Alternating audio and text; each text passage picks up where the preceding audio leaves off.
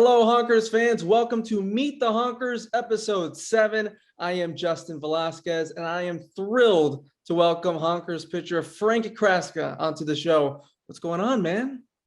Justin, thanks for having me, man. Pleasure to be on. Thank you for joining me. How's your day been so far? Not too bad at all. A little off day here during the season, but definitely ready to get back after this week with Lafayette, and it's been pretty good. Pretty good. Can't complain. Busy time for Lafayette lately. 8 games in the last 10 days, but a well-deserved Monday off for you guys. I want to get right into it with your family here. Your dad played baseball, and you have two younger brothers and sisters that play baseball and softball. So for you, how fun is it to be a part of a family so invested in sports? It's awesome. It all started with my dad playing ball at the University of Pittsburgh, and he's kind of someone that we all look up to as a role model, and someone that played that high of a level and playing in leagues such as the Cape Cod and almost getting to the professional ranks. He's an inspiration for my siblings and I to go and take our careers as far as we can. And it's honestly awesome to be able to push each other, when we're training, whether we're just at home. Just it's a pleasure to be part of a family that has a passion and desire for baseball and softball, like my family and I do. How often do you chat with your brothers and sisters about baseball and softball and what you have going on? Yeah, I mean, pretty regularly. So, I have two brothers. One is a sophomore right-handed pitcher. That's Joey. He's at New Jersey Institute of Technology, not too far from Lafayette. So we're always chatting, talking baseball, talking about how their season's going. And then my brother Pete is a junior in high school, and he's committed to play at Georgia Tech. So, I mean, always talking with them. And then my sisters, although they play softball, I'm always just checking in with them, see how they're doing with their practices and their games. I know how much they love it. So it's definitely something that we're always in touch with about. And it's definitely something that gels us together for sure. How often do you guys kind of, watch each other's games or like film and, share advice among each other? Oh, no. Yeah, 100%. My brother is a pitcher, Joey. So, I mean, if we're throwing together, if we're have a chance to watch each other pitch, like over the summer, when I was pitching with the Honkers, Joey got a chance to tune in and watch me throw, and he was like, if I have a chance to watch him or just watch him on film, whether it's on like ESPN Plus or something like that, like we're always chatting and talking about the game because it's something that we do love and something that we want to do for as long as we can. So definitely, it's great to have someone in your family that can always be there for you about a game that we love. I would say quite often. Or your dad specifically, though, Frank Sr., played baseball at the University of Pittsburgh in the 80s. So growing up playing sports, how important was he in particular to your development in baseball?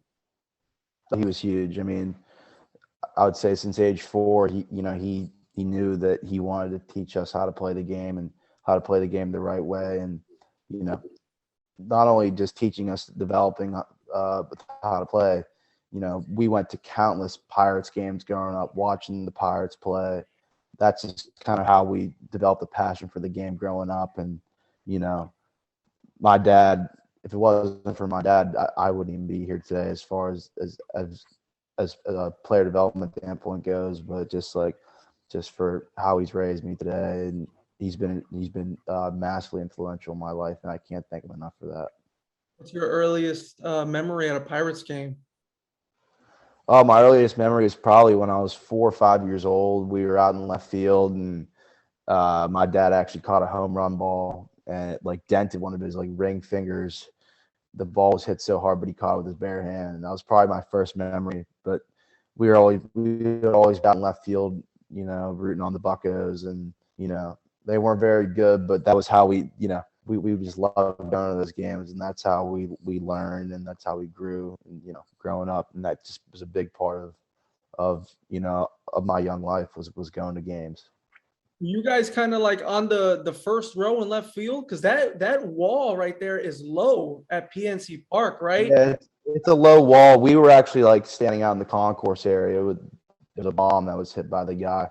This was 15, 20 years ago. So, I mean, but we were standing out in the concourse, and I was probably in like me and my brother Joey were probably like just in a stroller or whatever. But I remember him catching that home run ball, and that was just a great memory we've had going to Pirates games. We had many more growing up as well. So. Now I see your dad is like he's always retweeting your stuff on Twitter, your brothers and sisters. How cool is it to have a father like that invested and that supportive? Oh, it's awesome. It's something that keeps us going, and we live through each other. I always know that he'll be there for me and my mother as well. Like they'll always have my back, and it will always have my siblings' back. It's because they truly love us, and like any baseball parent knows, you invest a lot of time, a lot of hours into helping your kids do something they love, and I can't tell you all the countless hours and trips and meals and hotel trips and traveling across the country just to be able to play the game and spend time with each other. It's been a blessing. It truly has. And looking back on it at this stage of my career, it's like those are the days that you quite honestly miss sometimes, but it's awesome to think about. Is he the dad after games to text you like encouragement, or is he like kind of picking you apart, like, hey, you did this wrong, you need to improve on this? Like, what's that relationship like? No, it's definitely a great relationship in the sense that he knows what ticks each. He knows what makes each of us tick, and like what we need to hear. Always will be encouraging and supportive at the same time, knowing like when he needs to get on us, he'll get on us, and that's I would like to think that a reason that we've been able to accomplish what we have so far in our young careers is that he's been pushing us nonstop, and I think that's a huge thing. But at the same time, knowing what each of us need to hear mentally is also a big thing as well. So. And you mentioned your younger brother Pete earlier, like the #1 ranked first baseman in Pennsylvania by Prep Baseball Report, committed to Georgia Tech. How proud of you are him of his success? It's unbelievable to see his development over the years. It's been remarkable. I mean, from a young age, I watched him swing from the left-handed side at the age of like 5 or 6. I'm like, oh my gosh, like this kid can be something special. He's got a big frame. He's got tons of power, just dripping power from the left side. Something you don't see a whole lot is left-handed hitting power, and I feel like that's it's a commodity in baseball, and the sky's the limit for him. I cannot wait to see what's next for him. Whether it be playing at Georgia Tech or going professionally through the draft, whatever happens, I know it's gonna be big things for him because the kid works his tail off, and it's something that he's earned, and I know he's just motivated more every day to continue to get better. So I just can't wait to keep following to see how he does. Yeah, I saw on Twitter, I crossed upon a video from Perfect Game comparing him to like Daniel Vogelbach. That's a lot of power to be compared to. Yeah, it's a lot of praise, and it's actually crazy because the Pirates just picked up Daniel Vogelbach, so that's something we noticed. It was pretty awesome. But yeah, I mean, to be getting comparisons like that, it's pretty serious. And I think that's something that he recognizes, and I think it's something that's going to keep motivating him to keep pushing his dreams and see what he can do. Now, you in high school, you didn't play varsity your freshman and sophomore year, but my goodness, junior year was pretty insane. You had 400 with a 1.05 ERA. I mean, that is some introduction to varsity baseball. So, what was clicking so well for you that year? Honestly, what was clicking that year was just being surrounded by a group of teammates and great coaches. My head coach Andy Bednar, who's the father of 2 players, Will Bednar and David Bednar. Will, San Francisco Giants organization, and David on the Pittsburgh Pirates was instrumental in my development and helped me get to where I am today as a player. And I would say that year was just a combination of just being comfortable around my teammates and knowing that they had my back, and knowing I had a great coaching staff led by Andy Bednar to help me really be comfortable as a player. And that year I was I was playing first base and pitcher, and I just felt more and more comfortable with both the dish and on the bump that, I had a lot of confidence in my stuff and what I could bring to the table. And that was definitely a year that was huge and helped me get to where I am today as far as, at the collegiate level, because the junior year is the big level, the year where, you're often playing in front of college coaches and going to showcases. So that was definitely big for me. Your freshman and sophomore seasons, what were you doing to prepare for when you eventually made the varsity team? What are you doing to prepare for that, your freshman and sophomore seasons, to try to improve your game? I would say leading up to that was just, looking up to older guys. At the same time, just trusting the process. I knew that eventually, like, my skill set would be able to help me, get to the next level at that time, which was playing varsity. But when, um, I would just say the biggest thing was just looking up to older guys, and I had a lot of good teammates to help me out in that process of, and that helped me whenever I was older, help guys that were younger, get ready for the next level. So definitely just having a good supporting cast of teammates, and also just knowing that the time was coming where I could be a guy. Who were some of the upperclassmen that helped you in high school? Um, I would just say it was just a lot of guys that, you know, that weren't exactly like guys that I was that close with, off the field, but on the field, like, they were there for me. That was a while ago. Quite honestly, I can't say off the top of my head who was the most instrumental. But I definitely had a lot of good teammates that were there for me for that. Now, I found this very interesting on your Lafayette page. During high school, you volunteered as a youth baseball coach and little league umpire. So I'll ask you about the coaching first. How did you get involved in that? Yeah, with coaching, it was an extension of a travel organization that I was involved with, the Pittsburgh Diamond Dogs. From a young age, we were involved with that program, and I have nothing but the most respect for those guys. And they recognized that they could see me, being a helpful asset to the coaching staff, even at a young age, like in high school, like helping out with 9 and 10-year-olds, just because we spent endless hours, helping out with practices and games and traveling. So that was just something that I always do, that I could, be a part of and help out even at the high school level, because, spending so many years as a young player, I understood what it was about, so that's really how I got involved with the coaching.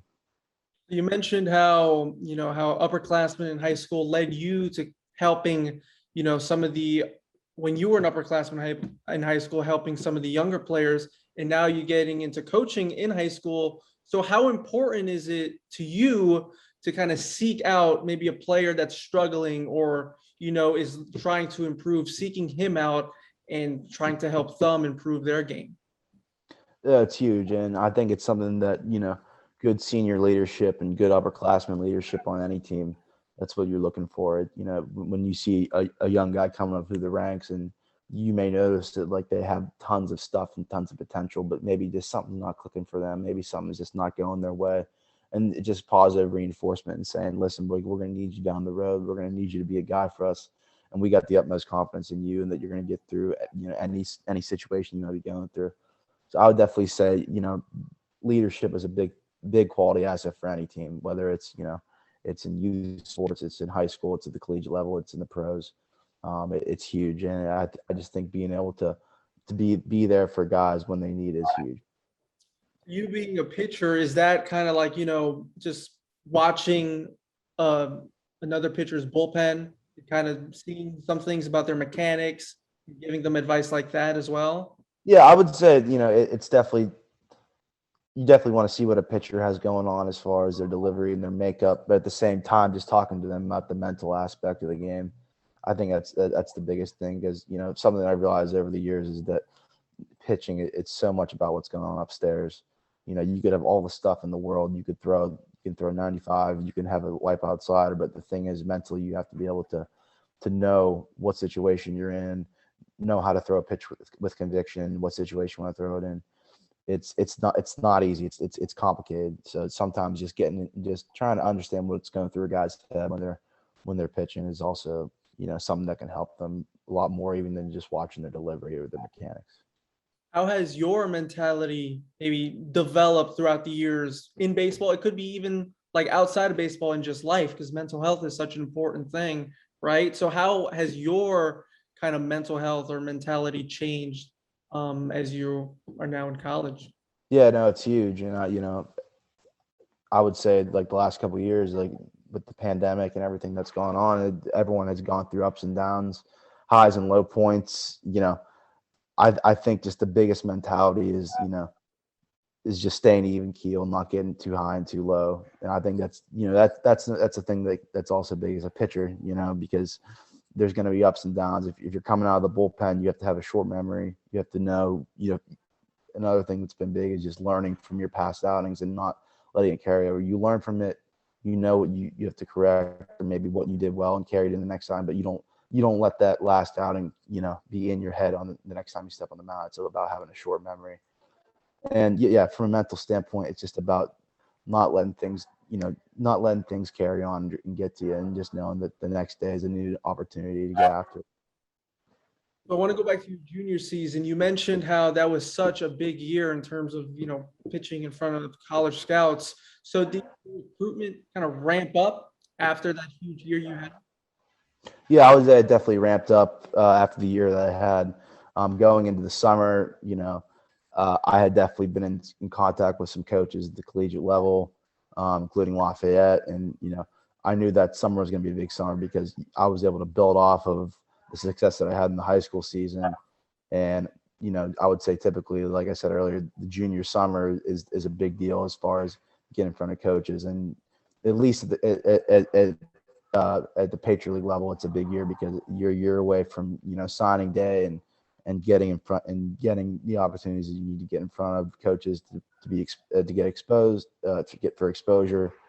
And I would say that just carrying the momentum over from that junior year into that summer was huge and helped me get the opportunities that I ended up getting with Lafayette.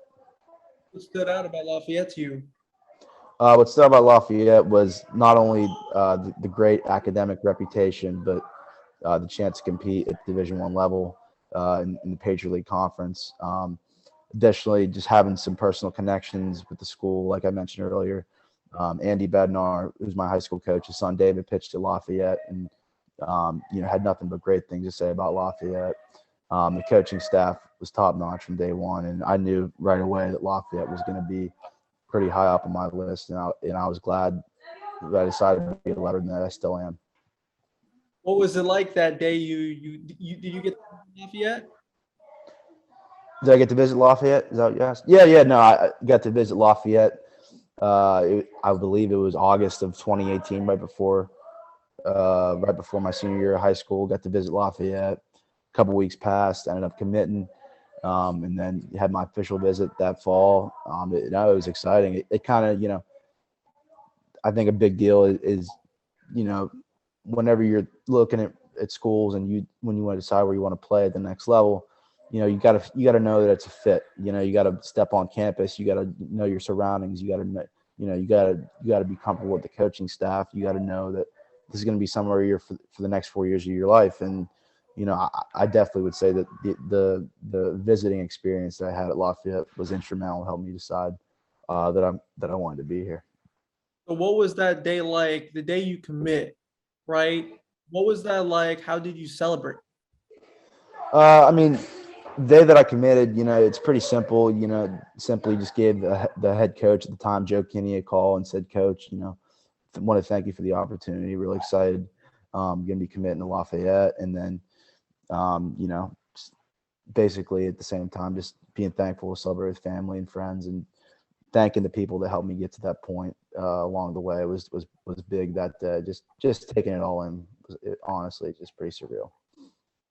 So now this is your fourth year at Lafayette. Unfortunately, COVID has cut that short a bit, Right. but what's been your favorite part of playing college ball at Lafayette?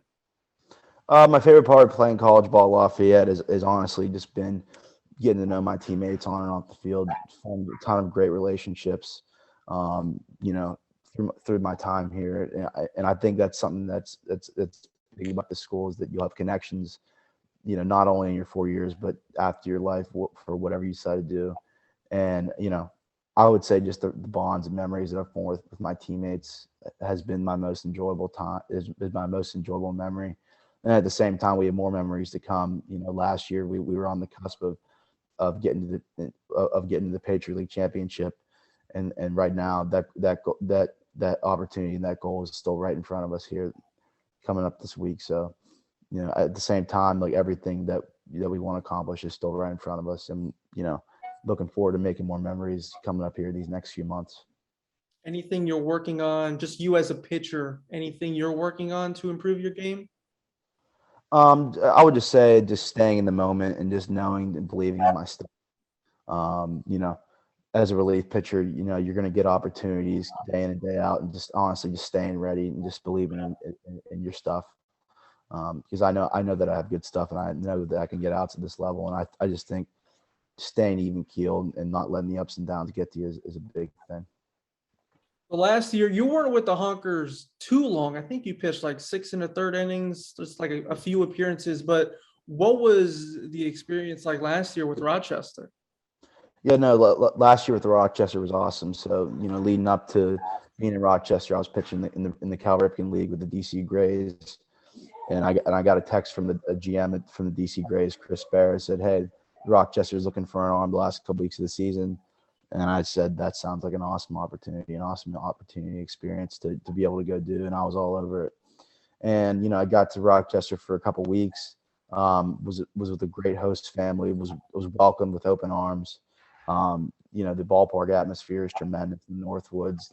The travel it's a grind, but it's something that I really did enjoy for those couple weeks. And I also had a lot of success on the mound as well. It helped me build a lot of confidence for myself as a pitcher going into the fall. And I would say, you know, it's opened up a lot of opportunities for me as well. Just to be able to say that, you know, I had a lot of success. Although it was only 6 innings, I had some success in the Northwoods League, which is a prestigious league. And knowing that if I had a chance to come back this summer and do it again, something that I could not turn down, and I can't wait to get back this summer. Yeah, very sparkling 0.00 ERA. I mean, that's not bad. Yeah, it's a short sample size, but it's definitely a good couple weeks for sure on the mound. I appreciate the time, man. Thank you so much for joining, and I really enjoyed this conversation with you. Thank you so much. Hey, thanks, Justin. I appreciate it, man. Looking forward to the summer.